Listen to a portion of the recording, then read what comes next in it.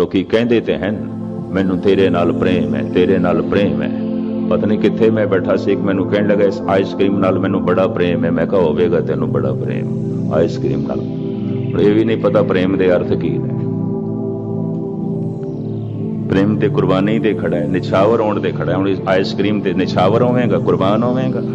मैनू आइसक्रीम नाल बड़ा प्रेम है, फलाने फलां नाल बड़ा प्रेम है। लोकी प्रेम शब्द नूं ऐसी ऐसी थावां ते वरत चुके ने, ये अल्फाज अपनी अहमियत गवा बैठे ने। ये भी मैं अर्ज करता हूं। खैर मुख्तसर जो है मैं अर्ज करा, यही भावकता जद ऊपर की तरफ उठे जिवें फुआरे का पानी,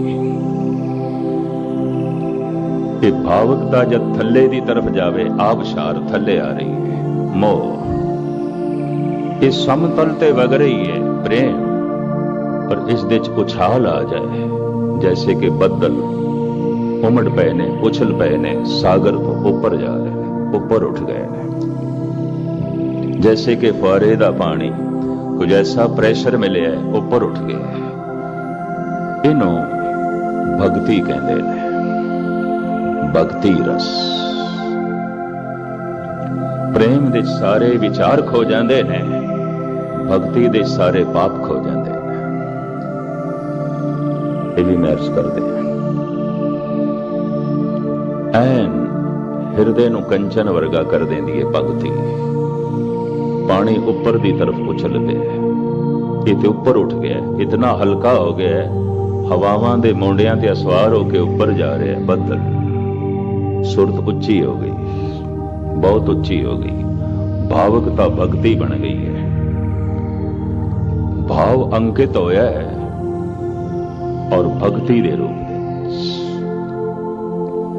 भाव अंकित होंदा है किधरे मोह दे रूप विच, भाव अंकित होंदा है किधरे प्रेम दे रूप विच, भाव अंकित होंदा है किधरे भक्ति दे रूप विच। और मैं ये अर्ज करा, तिन्ना दी अपनी महिमा है। कोई मोह करके भी गुरु कोल आ सकता है, लेना देना है, लैण देण दा संबंध है। कोई प्रेम करके भी आ सकता है, विचारां दी सांझ है। बहुत उचताई नसीब नहीं होगी। ऐ गुरु भावें तू बराबरी देना है, भावें तू आखदा है खालसा मेरो रूप है खास, भावें तू बराबरी देना है, भावें तू सानू समतल देना है, कितना भी समतल देवे तू फिर भी उच्चा है, तो फिर भी महान है। तेरी महिमा फिर भी नहीं बयान कर सकते। तेरी उचताई है। ये गल वखरी है, चलो तू सानू बांह दे दी, तेरी बांह पकड़ के असी ऊपर आ गए, तेरे बराबर भी बैठ गए, तू बराबरी ते भी बिठा देता, फिर भी तू उच्चा है, फिर भी तू महान है। ये भक्ति रस है। सारे पाप खो जाते हैं, सारे पाप जो है धुल जाते हैं।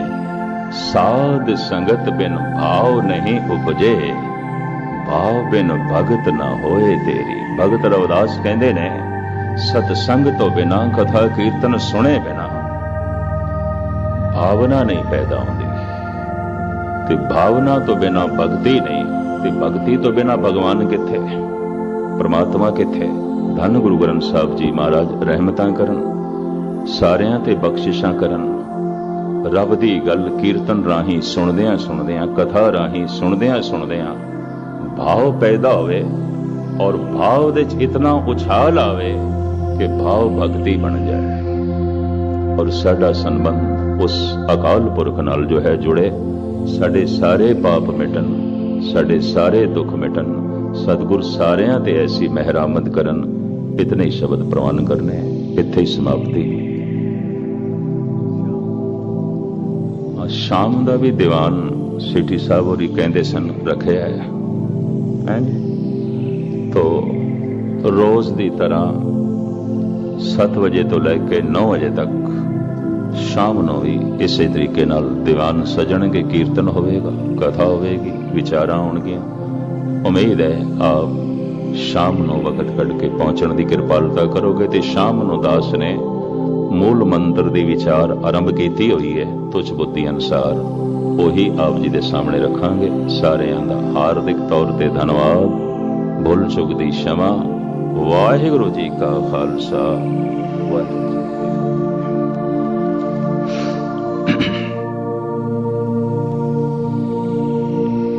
ਪ੍ਰਵਾਨ ਕਰਨੀ। ਵਾਹਿਗੁਰੂ ਜੀ ਕਾ ਖਾਲਸਾ, ਵਾਹਿਗੁਰੂ ਜੀ ਕੀ ਫਤਿਹ। ਮੂਲ ਮੰਤਰ ਦੀ ਵਿਚਾਰ ਲੜੀਵਾਰ ਸ਼ਾਮ ਦੇ ਦੀਵਾਨ ਵਿੱਚ ਆਪ ਸਰਵਨ ਕਰ ਰਹੇ ਹੋ। ਬੁਨਿਆਦੀ ਮੰਤਰ, ਮੂਲ ਮੰਤਰ, ਜਿਸ ਮੰਤਰ ਦੇ ਆਲੇ ਦੁਆਲੇ ਸਾਰੇ ਮੰਤਰ ਘੁੰਮਦੇ ਨੇ। ਮੰਤਰ ਤੋਂ ਮੁਰਾਦ ਬੋਲ, ਮੰਤਰ ਤੋਂ ਮੁਰਾਦ ਵਾਕ। ਪਹਿਲਾ ਵਾਕ, ਬੁਨਿਆਦੀ ਵਾਕ, ਜੋ ਧੰਨ ਗੁਰੂ ਨਾਨਕ ਦੇਵ ਜੀ ਮਹਾਰਾਜ ਦੀ ਪਕੜ ਦੇ ਚ ਆਇਆ ਹੈ, ਆਪ ਇਸ ਨੂੰ ਇੰਜ ਆਰੰਭ ਕਰਦੇ ਨੇ। ਆਪ ਸਰਵਨ ਕਰ ਚੁੱਕਿਓ, ਇੱਕ ਓੰਕਾਰ। ਪ੍ਰਥਮ ਤੇ ਉਸ ਦਾ ਕੋਈ ਸ਼ਰੀਕ ਨਹੀਂ ਹੈ, ਇੱਕ ਵਾਹਿਦ। ਫਿਰ ਉਹ ਵਾਸਤਵਿਕ ਕੀ ਹੈ? ਓੰਕਾਰ ਹੈ। ਓੰਕਾਰ ਇੱਕ ਧੁਨੀ, ਇੱਕ ਸ਼ਬਦ ਜਿਸ ਦੇ ਸਾਰਾ ਬਹਾਵ ਚੱਲ ਰਿਹਾ ਹੈ। ਜਨਮ, ਜੀਵਨ, ਮਰਨ ਸਭ ਓੰਕਾਰ ਦੇ ਵਿੱਚ ਹੈ, ਇਸੇ ਹੀ ਸ਼ਬਦ ਦੇ ਵਿੱਚ ਹੈ। ਮੁਖਤਸਰ ਰੂਪ ਵਿੱਚ ਮੈਂ ਦੁਹਰਾ ਦਿਆਂ, ਜੈਸੇ ਵਿਗਿਆਨ ਕਹਿੰਦਾ ਇੱਕ ਧਮਾਕਾ ਹੋਇਆ, ਇੱਕ ਧੁਨ ਹੋਈ, ਇੱਕ ਸ਼ਬਦ ਹੋਇਆ, ਫਿਰ ਧੁੰਦ ਬਣੀ, ਗੈਸ ਬਣੀ, ਮੁੱਦਤ ਪਾ ਕੇ ਉਹ ਠੰਡੀ ਹੋਈ, ਪਾਣੀ ਬਣੀ, ਔਰ ਪਹਿਲਾ ਠੋਸ ਜੀਵਨ ਪਾਣੀ ਦੇ ਚ ਬਣਿਆ।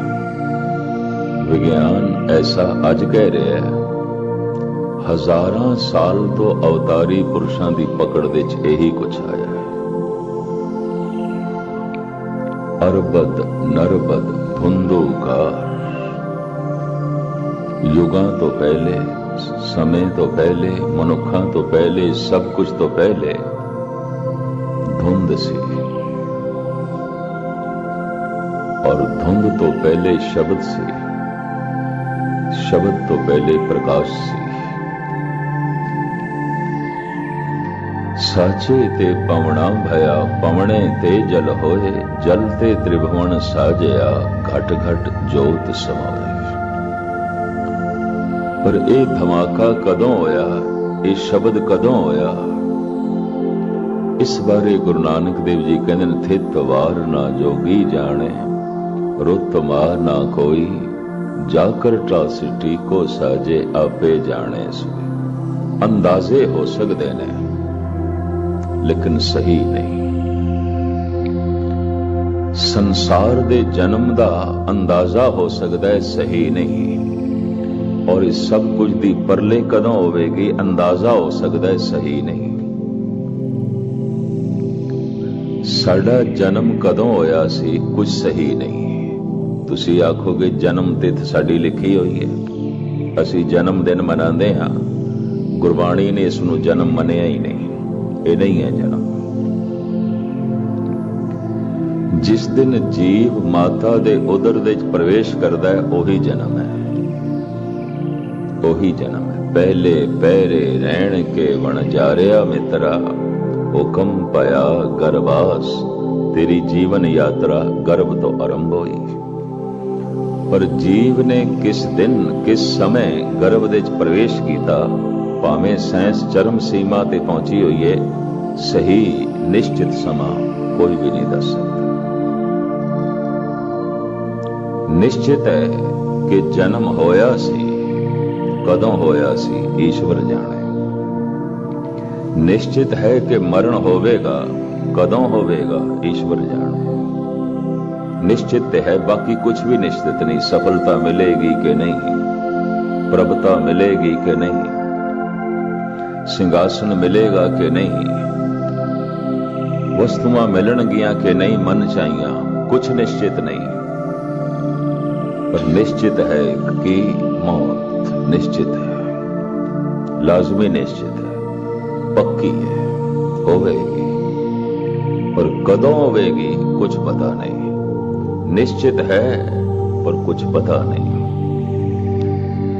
ਜਨਮ ਹੋਇਆ ਸੀ ਨਿਸ਼ਚਿਤ ਹੈ, ਪਰ ਕਦੋਂ ਹੋਇਆ ਸੀ ਕੁਝ ਪਤਾ ਨਹੀਂ। जब अपने जन्म बारे कुछ नहीं पता तो संसार बारे की खाक पता होगा। सब अंदाजे गलत ने। संसार नूं बनिया 4000 साल होए, बचकानिया गल्लां ने, अपने बारे ही कुछ नहीं पता। तो संसार बारे सही जानकारी की दी जा सकती। ये जो इस तरह की इस वक्त साड़ी होंद है,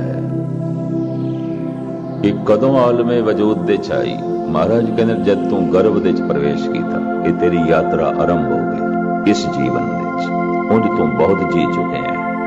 जम जम मरे, मरे फिर जमे, बहुत सजाए पया दे सलमे। कई दफा जमे हैं, कई दफा मरे हैं, जमदा रहे हैं, मरदा रहे हैं। ये तो लंबी यात्रा है, लंबी श्रृंखला है। पर यह जन्म कदों होया सी, ईश्वर जाने। मैं फिर अर्ज करा, चरम सीमा ते पहुंची है सैंस। निश्चित समा दिन दसना औखा है। मौत ते होनी है, लाजमी होनी है।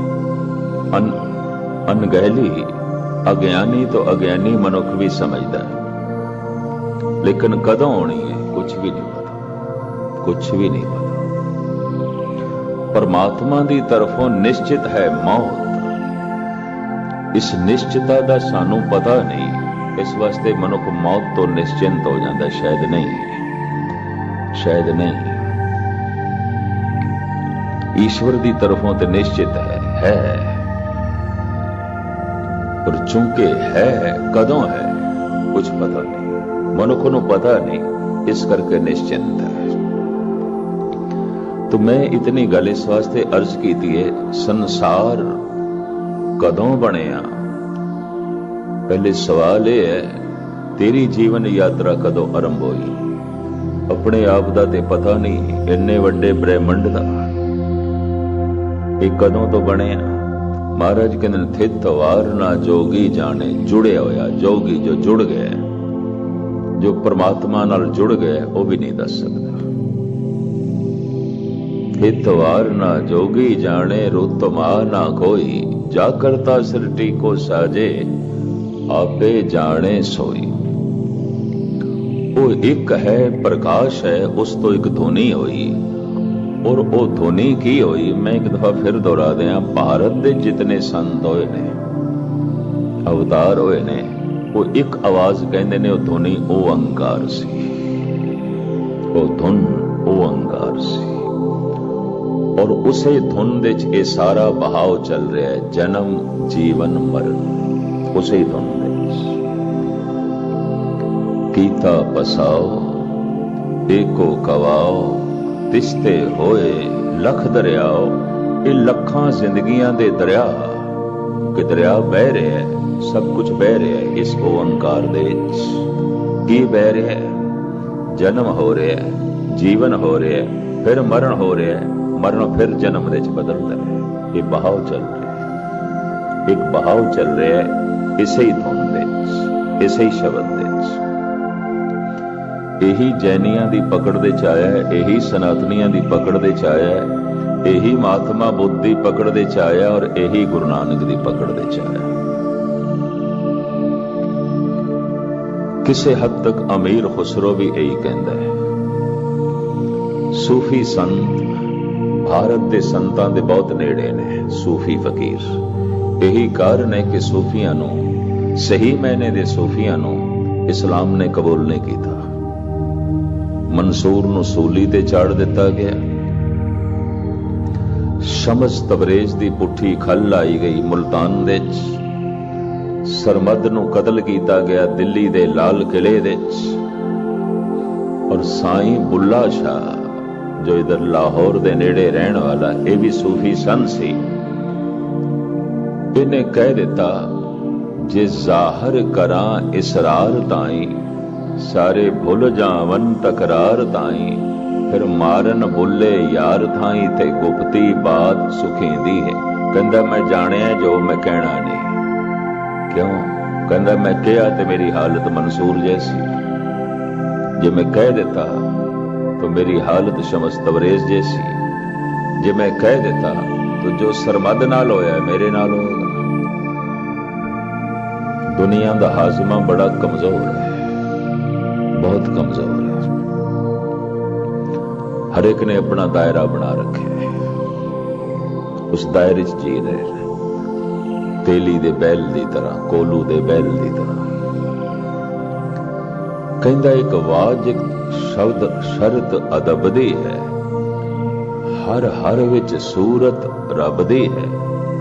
जे जाहर करा इसरार ताई, जे मैं सारा ये राज खोल दिया कि कोई काफिर नहीं, कोई ईमानदार नहीं, सब खुदा ही खुदा है। जे मैं ये खोल दिया, जे जाहिर करा इसरार ताई, सारे भुल जावन तकरार ताई, फिर मारन बुले यार थाई। इथे गुप्ती बात सुखेंदी है, इथे गुप्त रहना ही चंगा है, फिर बुले यार दी खैर कोई नहीं, फिर ते मारनगे। जे मंसूर नूं नहीं छोड़िया गया, शमस तबरेज नूं नहीं छोड़िया गया, सरमद नूं नहीं छोड़िया गया, और सैकड़े सूफी संत मार दिते गए, तो मैनू किसने छड़ना है? शमस तबरेज कहंदा सी, हर रगे मन तारे गश्ता, हाजते जुन्नारे नेस्त, काफरे इश्कम मुसलमानी मारा दरकारे नेस्त। शमस तबरेज कहंदा ये जो श्वास चल रहे ने लड़ीवार, यही मैं जनेऊ पहने होया, होर किहड़े जनेऊ दी लोड़ है? हर रगे मन तारे गश्ता, हाजते जुन्नारे नेस, काफरे इश्कम मुसलमानी मरा दरकारे नेस्त। और काफरा क्योंकि इश्क ने सब कुछ जो मेरे विच फिजूल सी कट के रख देता है। बस इश्क ही मेरी सुन्नत है, चल रहे श्वास ही मेरा जनेऊ ने, मैनू जनेऊ दी लोड़ नहीं, मैनू सुन्नत दी लोड़ नहीं। शमस तबरेज हर रगे मन तारे गश्ता, हाजते जुनारे नेस्त, काफिरे इश्कम मुसलमानी मरा दरकारे नेस्त। तो कौन जीण देगा? मुल्तान दे नवाब ने इसकी पुठी कर लाई, इनू तड़वा के मारेगा। यही हालत सरमद दी हुई, यही हालत मंसूर दी हुई। मंसूर नूं ते बड़ी बेरहमी नाल मारिया गया। पता उसने की आख्या? अनल हक। ये उसने कहरा दे च आख्या, मिस्र दे च आख्या, किधरे हिंदुस्तान दे च कहंदा ते पूजिया जाना सी। ये भी मैं अर्ज कर दिया, अनल हक, मैं हक हो गया, मैं सच बन गया। हुण कबीर भी ते यही कहंदे ने, कबीर जाको खोजते, पाया सोई ठौर, सोई फिर के तू भया, जाको कहता होर। मैं जिसनू होर कहंदा सी, राम कोई होर है, परमात्मा कोई होर है, ये ते कबीर तो ही निकलेगा, ते गल ही कुछ हो। तो कबीर दा ये बोल बर्दाश्त कर लिया गया, क्योंकि भारत दे चाके इसने इत्थे इस तरह की हवा सी, अहम ब्रह्मस्मि, ये हवा सी। कबीर मन निर्मल भया, जैसे गंगा नीर, पाछे लागो हर फिरे, कहत कबीर कबीर। मैं हरि दी तलाश कदों दी छोड़ देती है, हरि मेरी तलाश कर रहे। मैं हरि दे पीछे जाना कदों दा छोड़ देता है, हरि मेरे पीछे चल रहे। ये हिंदुस्तान दे चाकिया जा सकता सी, मुश्किल सी। और दुनिया जिस तरह कहा जाता, खुदा मेरे पीछे चल रहा है, खुदा मेरी तलाश है। सूफिया ने जरूर कहा, सूफी कहते ने, लगता है अज खुदा ने सानू बहुत याद किया है, क्योंकि अज खुदा दी याद आ रही है। वो इंज कहते, वो इस तरह कहते, यादां बड़ी दूर तक पहुंचदियां ने। ये गल वखरी है, किधरे किधरे मजबूर होके ऐसा भी आख्या गया, अब तो याद रफ्तगां की भी पहुंच नहीं, यारों में कितनी दूर बसाई हैं बस्तियां। ए रब तेरी बस्ती किन्नी क दूर है, मेरी याद भी नहीं पहुंचती, मैं किथे पहुंचा, मेरे कदम किथे पहुंचन, मेरी याद भी नहीं पहुंचती, मेरी सिमरती भी नहीं पहुंचती। ते जिथे तक मेरी याद नहीं पहुंच सकती, उत्थे तक मेरे कदम किस तरह पहुंचा। अब तो याद रफ्तगां की भी पहुंच नहीं, यारों ने कितनी दूर बसाई हैं बस्तियां। इसे नू अमीर खुसरो कहंदा है। छुप गए वो साज़े हस्ती छेड़ कर, अब तो बस आवाज ही आवाज है। एक आवाज ते गूंज रही है, सुन रहे हैं। एक झलक वेखी सी बिजली दी तरह, ओझल हो गई है, हुण नहीं है। इस फकीर ने कबूल कर लिया है, नहीं है हुण मेरे को। वो झलक नहीं है, मिली सी किसी वक्त, मैं देखी सी किसी वक्त। मैनू अपनी जिंदगी च इस तरह के हजारां मनुख मिले ने जिन्हां ने झलक वेखी गवा बैठे, नहीं रही। बाकी जिंदगी उस झलक दे तड़पदियां लंघी, बाकी जीवन उस झलक दी याद दे व्यतीत होया, तड़पदियां व्यतीत होया। अमीर खुसरो हजरत निजामुद्दीन दा चेला सी, उन्हां दी सेवा करदा सी। ते हजरत निजामुद्दीन उस जमाने च मन्ने परमन्ने चोटी दे फकीर सन। दिल्ली दे इन्हां दे नाम ते एक इलाके दा नाम भी है हजरत निजामुद्दीन। एक रेलवे स्टेशन दा नाम भी हजरत निजामुद्दीन है। एक बहुत बड़ा एरिया कॉलोनी है दिल्ली दे, उसका नाम है हजरत निजामुद्दीन। एक बहुत मन्ना परमन्या सूफी संत तेज दा चेला अमीर खुसरो, एक कहंदे छुप गए वो साज़े हस्ती छेड़ कर, अपनी हस्ती दा साज मेरी दुनिया छेड़ गए, छिड़िया सी, पर अब तो बस आवाज ही आवाज है। जिस साज तो ये आवाज निकली सी, वो साज ते ओझल हो गया, वो झलक ते ओझल हो गई। वो मेरे सामने साज ते कोई नहीं, वो प्रकाश ते नहीं है, आवाज है। आवाज दे आसरे ते जी रहे हैं, आवाज है मेरे को। आवाज ब्रह्मंड दे च व्यापक है। ये महात्मा बुद्ध दी पकड़ दे चाई ओंकार, ये जैन धर्म दे बानी स्वामी महावीर दी पकड़ दे चाई ओंकार, ये भारत दे उपनिषदां दे ऋषि और अवतारी पुरुष कृष्ण दे राम, विश्वामित्र ते विशिष्ट, संदीपनी ते दुर्वासा, श्री कृष्ण दे दो गुरु सन, राम दे दो गुरु सन। राम दे दो गुरु सन विशिष्ट ते विश्वामित्र, श्री कृष्ण दे दो गुरु सन संदीपनी ते दुर्वासा।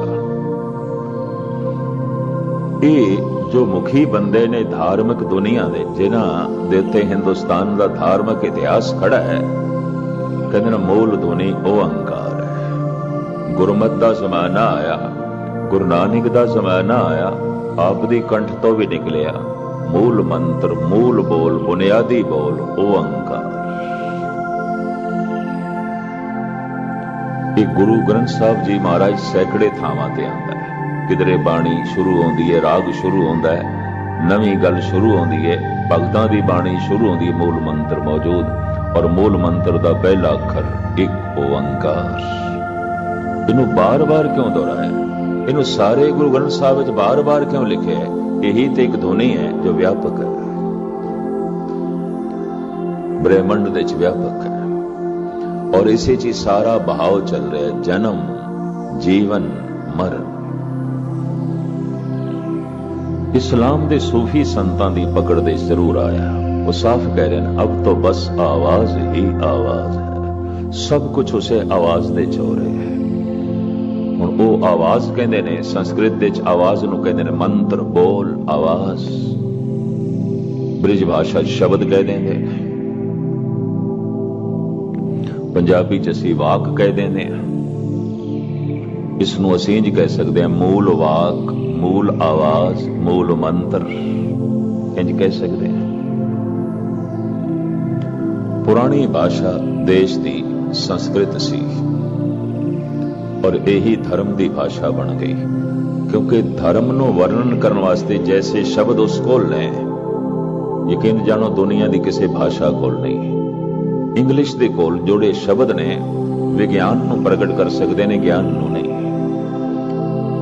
ਮੈਨੂੰ ਚੰਗੀ ਤਰ੍ਹਾਂ ਯਾਦ ਹੈ, ਵਾਸ਼ਿੰਗਟਨ ਦੇ ਵਿੱਚ ਅਹਿੰਸਾ ਆਸ਼ਰਮ ਦੇ ਵਿੱਚ ਦਾਸ ਕਥਾ ਕਰ ਰਿਹਾ ਸੀ ਤੇ ਮੇਰੀ ਇਤਨੀ ਇੰਗਲਿਸ਼ ਹੈ ਨਹੀਂ ਸੀ ਕਿ ਮੈਂ ਬੋਲ ਸਕਾਂ, ਮਾੜੀ ਮੋਟੀ ਸਮਝ ਆ ਜਾਂਦੀ। तो एक इंटरप्रेट कर रहा सी, सुनने वाले सारे सजे हुए गोरे सिंह ये सन ते मैं बोल रहा सी। चतुष्टा अंतःकरण दी जद गल आई कि मन दे चार भाग मन बुद्ध चित अहंग, चतुष्टा अंतःकरण। उसने जिस ढंग नाल इंटरप्रेट किया, मैं कहा नहीं, मेरा मन सहमत नहीं, तू जो कुछ कहे है। सरदार अशोका सिंह सानू मैनू कहने लगे, ज्ञानी जी इंग्लिश शब्द ही कोई नहीं, चतुष्टा अंतःकरण वास्ते तो की बयान करें, कॉन्शियस माइंड ते अनकॉन्शियस कहना पड़ेगा, और की कहिए, अचेत मन ते सुचेत मन, और की कहिए।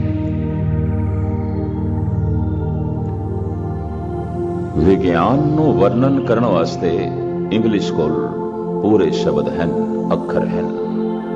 धर्म नो बयान करने वास्ते नहीं ने।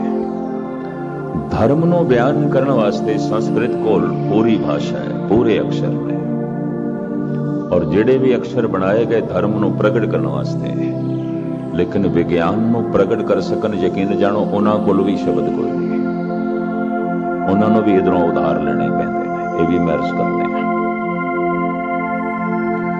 एक विज्ञान नूं पूर्ण प्रगट कर सके अल्फाज नहीं ने, एक धर्म नूं पूर्ण तौर ते प्रगट कर सकन शब्द नहीं ने, अल्फाज नहीं ने।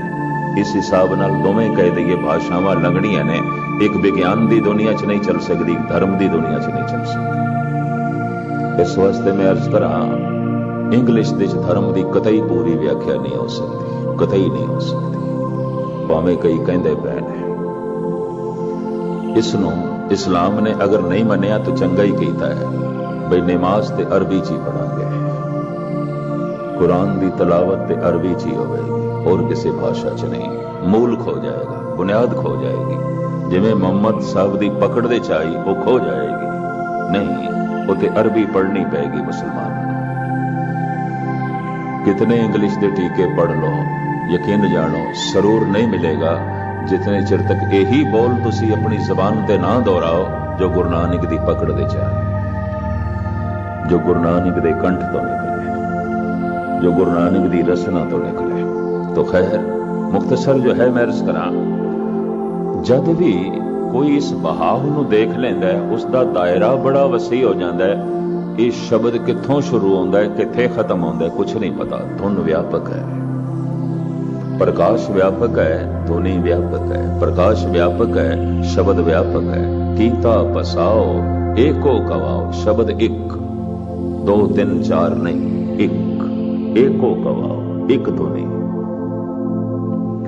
तिस्ते होए लख दरियाओ, उसे एक ध्वनि दे विच लखां जिंदगी दे दरिया चल पए।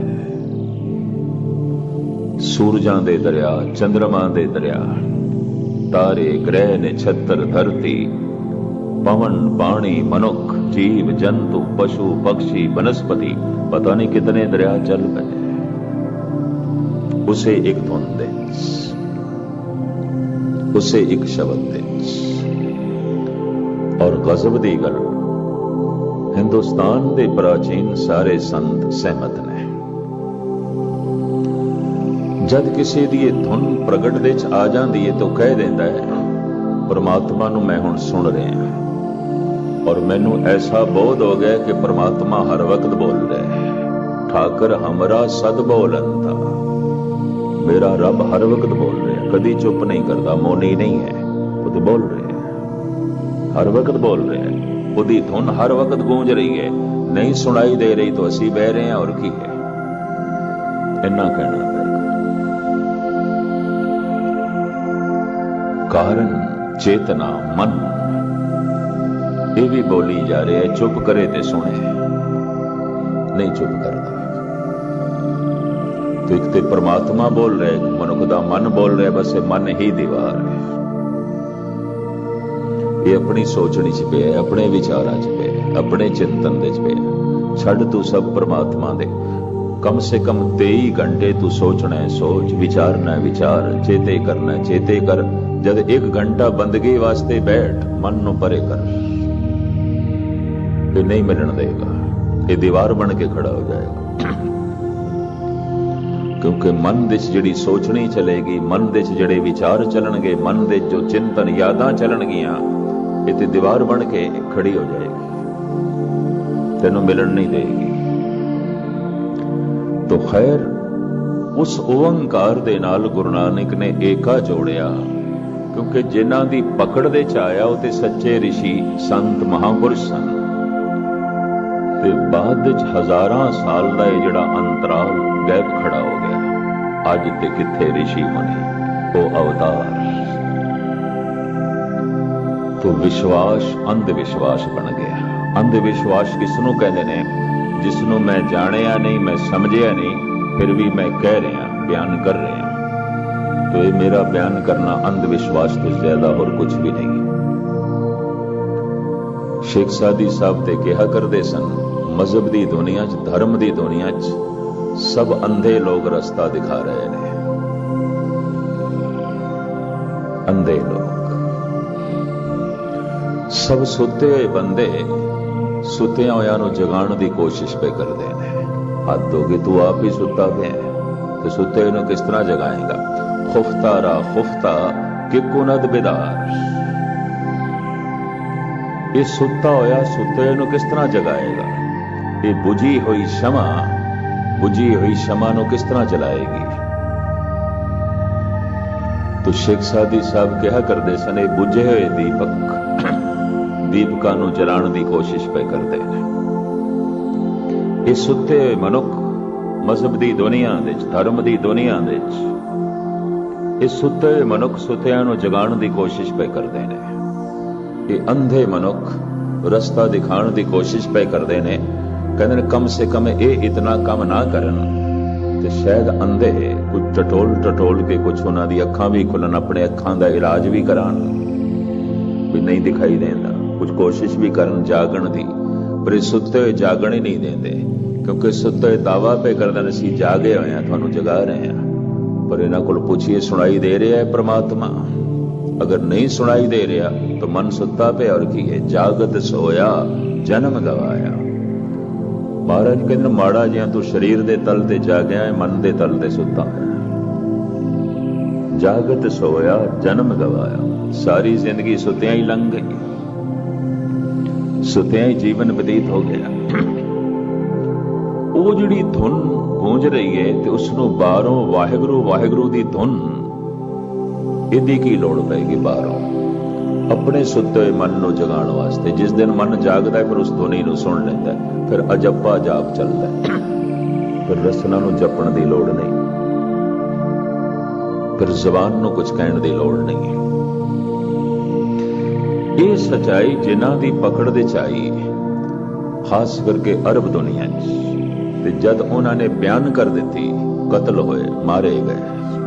चाहे मंसूर सी, मैं फिर दोहरावां, चाहे शमस तबरेज सी, चाहे सरमद सी, ते चाहे हजारां होर सूफी संत सन। इन्हां सारियां तो शिक्षा ले लई बुल्ले शाह ने। कहंदा नहीं, मैं कहना ही नहीं कुछ, उतना कहना जिन्ना लोकी हजम कर सकन। एक वाजिब शर्त अदब दी है, हर विच सूरत रब दी है। मैं नहीं कहता किसी नूं काफर, कोई काफर नहीं है। मैं नहीं कहता किसी नूं मूर्ख। गुरु नानक देव जी महाराज कहते न को मूर्ख न को सियाणा, वरते सब कुछ तेरा भाणा। असीं नहीं कहते किसी नूं ये बहुत सियाणा है, ये बहुत मूर्ख है, ये कहना ही छोड़ देता है, ये दोरंगी बयान करनी छड़ देती है। बुल्ले नूं कहिए जितना तू जाने है कह दे, तो कहंदा जे जाहिर करां इसरार ताई, सारे भुल जावन तकरार ताई, फिर मारन बुल्ले यार ताई, थे गुप्ती बात सुखेंदी है। फिर बुल्ले यार दी खैर कोई नहीं, मार खानी पे, फिर कोई सहारेगा नहीं। बुल्ला उन्ने चिर तक बर्दाश्त हो सकता है कि मैं वो बोला जो आम संसार दे नाल तालमेल बैठ जाए, तालमेल बैठ जाए। ते जे मैं वो बोलिया जिहड़ा तालमेल ना बैठिया तो फिर मेरी खैर कोई नहीं, तो मैं नहीं बोलता, मैं नहीं कहता। कुछ ऐसे सन जो बोल पे, ते जद बोल पे तो तत्ती तवी ते बैठना पेगा, चांदनी चौंक दे शहीद होना पेगा, सूली ते चढ़ना पेगा, बंद बंद कठाने पैणगे, बोल पे। और मैं अर्ज करा जिन्ने भी संत पूजे जा रहे हैं, इन्हां दे चों 90% दे संत है नहीं, बिल्कुल नहीं है। ते जिहड़े 10% हैगे ने ਉਹ ਉਹੀ ਕਹਿੰਦੇ ਨੇ, ਉਹੀ ਬੋਲਦੇ ਨੇ ਜੋ ਜਗਤ ਨਾਲ ਤਾਲਮੇਲ ਬੈਠ ਜਾਏ, ਬਸ ਇੰਨੀ। ਇਸ ਵਾਸਤੇ ਉਹ ਕਬੂਲ ਨੇ, ਇਸ ਵਾਸਤੇ ਉਹ ਪ੍ਰਵਾਨ ਨੇ। ਵਰਨਾ ਉਹ ਉਹੀ ਕਹਿ ਦੇਣ ਜੋ ਕੁਝ ਉਹਨਾਂ ਦੇ ਅਨੁਭਵ ਦੇ ਚ ਆਇਆ ਹੈ, ਇੱਕ ਦਿਨ ਨਹੀਂ ਬਰਦਾਸ਼ਤ ਹੋਣਗੇ। ਜ਼ਮਾਨਾ ਇੱਕ ਦਿਨ ਉਹਨਾਂ ਨੂੰ ਕਬੂਲ ਨਹੀਂ ਕਰੇਗਾ। ਭਗਤਾਂ ਤੇ ਸੰਸਾਰੀਆਂ ਜੋੜ ਕਦੇ ਨਾ ਆਇਆ, ਨਹੀਂ ਜੋੜ ਜੁੜੇਗਾ। कबीर कहते ने ऐ मौलवीओ, ऐ पंडितो, जद मैं थानू छड्डिया तुसी मैनू छड्डो, मेरा खेड़ा छड्डो, मैं थानू छड्ड दिता है। हमरा झगड़ा रहा ना को, पंडित मूला छाड़े दो, मेरा तालमेल थोड़े नाल नहीं बैठता। पंडित मूला जो लिख दिया, छाड़ चले हम किछू ना लिया, मैं तो छोड़ देता है, मेरा इन्हां नाल तालमेल नहीं बैठता। इतनी उच्ची गल कह दी, इतनी उच्ची गल कह दी, ना पंडितां नूं बर्दाश्त होई ना मौलवियां नूं।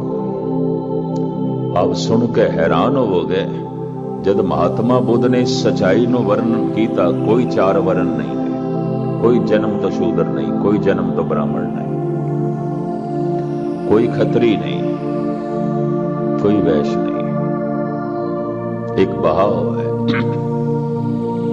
ब्रह्मंड विच। तो महात्मा बुद्ध भारत विच पता है की होया, बौद्ध भिक्षुआं नाल 13 लाख बौद्ध भिक्षु जिंदा जलाए गए उस जमाने च, कबूल नहीं गए। फिर कबीर ने आवाज लाई, कोई वर्ण नहीं चार, कोई जन्म तो ब्राह्मण नहीं, जे तो ब्राह्मण ब्राह्मणी जाया तो आन बाट काहे नहीं आया। जिस तरह मेरा जन्म है उस तरह तेरा जन्म है। तुम कत ब्राह्मण हम कत सूद, हम कत लोहू तुम कत दूध। मेरा तन कोई चीरे लहो निकलदा है, ते तेरा तन चीरिए ते दूध निकलदा है। लहो निकलदा और की, तू भी यही कुछ है। तू किहड़ी गल दा ब्राह्मण, तू किस गल ते ब्राह्मण? मैं नहीं कहता तैनूं, और मैं अपने आप नूं शूद्र नहीं मनता। बनी हुई परंपरा दे मुताबिक ते शूद्र मनना चाहिदा सी कबीर नूं, जुलाहा सी, कहंदा मैं नहीं मनता। बनी हुई परंपरा दे मुताबिक ते ब्राह्मण कहना चाहिदा सी कबीर नूं, कहंदा नहीं, कहंदा मैं, तू ब्राह्मण नहीं है, मैं शूद्र नहीं। एक बहाव है। तो कबीर भी कबूल नहीं होए, बनारस छोड़नी पई। बहुत घट बंदियां नूं पता है, बनारस छोड़नी पई, मजबूर। बिरध हो गया सी, बुढ़ा हो गया सी, बनारस छोड़नी पेगी। ते जद बनारस तो जान लगे ना, तो कढ़िया ते हुण ब्राह्मणां ने, ते ब्राह्मण मजाक दे च कहंदे ने, सगल जन्म शिवपुरी बिताया, मरती बार मग हर उठ दहाया। सारी जिंदगी तेरे है काशी दे च, बनारस दे च, हुण मरण दा वेला आया ते जा रहे हैं मगहर। मगहर जिला गोरखपुर शहर तो कोई 15 मील दूरी ते एक निक्का जिहा कस्बा है। इस कस्बे च ब्राह्मण नहीं जाते, किसी कीमत ते भी नहीं जाते।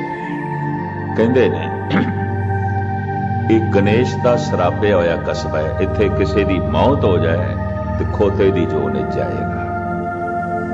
ਮਗਹਰ ਇਹ ਛੋਟਾ ਜਿਹਾ ਕਸਬਾ ਹੈ। ਦਾਸ 2 ਦਫਾ ਦੇਖ ਕੇ ਆਇਆ ਹੈ।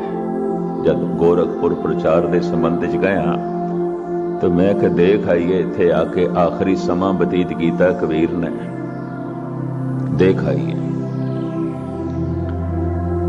ਬਨਾਰਸ ਕਿਉਂ ਛੋੜੀ, ਬਿਰਧ ਹੋ ਗਿਆ ਸੀ, ਬੁੱਢਾ ਹੋ ਗਿਆ ਸੀ ਕਬੀਰ, ਤੇ ਹੁਣ ਸੰਘਰਸ਼ ਕਰਨ ਦੀ ਸਰੀਰ ਦੇ ਸ਼ਕਤੀ ਨਹੀਂ ਰਹਿ ਗਈ ਸੀ।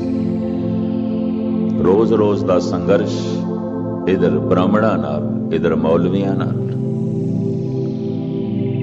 ਤੇ ਦੋਹਾਂ ਨੂੰ ਕਹਿੰਦਾ ਸੀ ਤੁਹਾਨੂੰ ਕੱਖ ਨਹੀਂ ਪਤਾ। ਬੁੱਤ ਪੂਜ ਪੂਜ ਹਿੰਦੂ ਮੂਏ, ਤੁਰਕ ਮੂਏ ਸਿਰਨਾਈ, ਓਏ ਲੈ ਜਾ ਰੇ ਓਏ ਲੈ ਗਾੜੇ, ਤੇਰੀ ਗੱਤ ਦੋ ਨਾ ਪਾਈ। ਕੱਖ ਨਹੀਂ ਪਤਾ ਦੋਹਾਂ ਨੂੰ। ਹੱਦ ਹੋ ਗਈ। ਬਨਾਰਸ ਦੇ ਤੂੰ ਇਸ ਤਰ੍ਹਾਂ ਕਹਿਣਾ ਹੈ? ਸਿਕੰਦਰ ਲੋਦੀ ਦੀ ਹਕੂਮਤ ਹੈ ਤੇ ਧਾਰਮਿਕ ਤਲ ਤੇ ਤਾਕਤ ਬ੍ਰਾਹਮਣਾਂ ਕੋਲ ਹੈ। ਬਨਾਰਸ ਦੇ ਤੂੰ ਐਸਾ ਕਹਿਣਾ ਹੈ? ਬੁੱਤ ਪੂਜ ਪੂਜ ਹਿੰਦੂ ਮੂਏ, ਤੁਰਕ ਮੂਏ ਸਿਰਨਾਈ, ਓਏ ਲੈ ਜਾ ਰੇ ਓਏ ਲੈ ਗਾੜੇ, ਤੇਰੀ ਗੱਤ ਦੋ ਨਾ ਪਾਈ। ਐਸਾ ਜੀਵਨ ਹਰਾਮ ਕੀਤਾ ਜੀਵਣਾ ਕਬੀਰ ਦਾ। ਕਦੀ ਚੋਰੀ ਦਾ ਇਲਜ਼ਾਮ, ਕਦੀ ਯਾਰੀ ਦਾ ਇਲਜ਼ਾਮ, ਕਦੀ ਹਿੰਦੂ ਧਰਮ ਦੇ ਖਿਲਾਫ ਬੋਲਦਾ ਜੀ, ਇਸਲਾਮ ਦੇ ਖਿਲਾਫ ਬੋਲਦਾ ਹੈ। ਵਿਚਾਰੇ ਨੂੰ ਬਾਰ-ਬਾਰ ਜੇਲ੍ਹ ਜਾਣਾ ਪੈਂਦਾ ਸੀ। ਬੁੱਢਾ ਹੋ ਗਿਆ, ਕਹਿਣ ਲੱਗਾ ਹੁਣ ਮੈਂ ਸੰਘਰਸ਼ ਨਹੀਂ ਕਰ ਸਕਦਾ। ਜਿਤਨਾ ਮੈਂ ਕਹਿਣਾ ਸੀ ਕਹਿ ਦਿੱਤਾ। ਬਨਾਰਸ ਛੋੜੀ। ਕਹਿੰਦੇ ਨੇ ਬਨਾਰਸ ਛੋੜ ਕੇ ਜਿਸ ਦਿਨ ਨਿਕਲਿਆ, ਬ੍ਰਾਹਮਣਾਂ ਨੇ ਦੀਵੇ ਜਲਾਏ ਮੰਦਰਾਂ ਤੇ, ਦੀਵਾਲੀ ਕੀਤੀ। ਇੱਕ ਕਾਫਰ ਨਿਕਲਿਆ, ਇੱਕ ਮਲੇਛ ਨਿਕਲਿਆ। ਖੁਸ਼ੀ ਮਨਾਈ, ਬਹੁਤ ਖੁਸ਼ ਹੋਏ। ਰੋਜ਼ ਰੋਜ਼ ਇਸ ਨਾਲ ਮੱਥਾ ਮਾਰਨਾ ਪੈਂਦਾ ਸੀ, ਸਾਡੇ ਨਾਲ ਮੱਥਾ ਮਾਰਦਾ ਸੀ। ਇਹ ਵਿਚਾਰਾ ਫਿਰ ਮਗਹਰ ਚਲਾ ਗਿਆ। ਮਗਹਰ ਇਸ ਵਾਸਤੇ ਗਿਆ ਕਿ ਮੈਂ ਆਜ਼ਾਦੀ ਨਾਲ ਜੀ ਸਕਾਂਗਾ, ਤੇ ਜਿਹੜੇ ਕੋਈ ਖੁਦਾਈ ਪਰਵਾਨੇ ਨੇ,